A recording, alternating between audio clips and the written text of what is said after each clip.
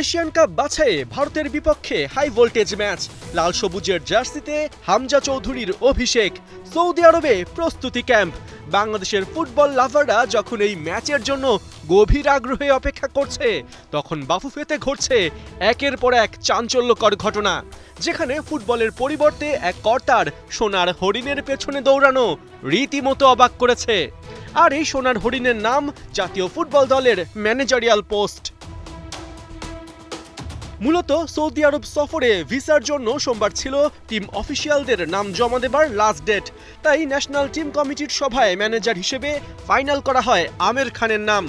তবে ওই সভায় উপস্থিত 5 জনের সাথে কথা বলে খেলাযোগ 2 জনের মারফত জানতে পেরেছে এই ম্যানেজার পোস্টের জন্য সভায় উঠে পড়ে লেগেছিলেন বাফুফে সদস্য সত্যজিৎ দাস রূপু।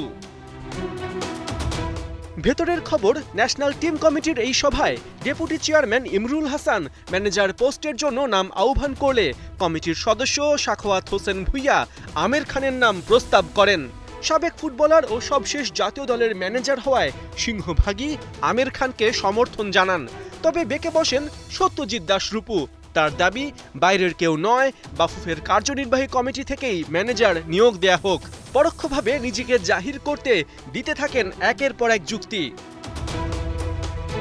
জানা গেছে, আবাহনীর এই বিতর্কিত কর্তার জোড়াজুড়িতে এক পর্যায়ে মিটিংয়ে যুক্ত হন বাফুফে সভাপতি তাবিত আওয়াল। সে সময় সত্যজিৎ দাস রূপুর আবদারের বিপরীতে বাফুফে প্রেসিডেন্ট জানান, ম্যানেজার হবে চুক্তিভিত্তিক, তিনি কাজ করবেন একজন ইসি মেম্বারের অধীনে।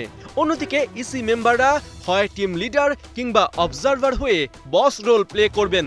সেখানে একজন ইসি মেম্বার হয়ে সত্যজিৎ দাস রূপুর ম্যানেজার হওয়া মানায় না।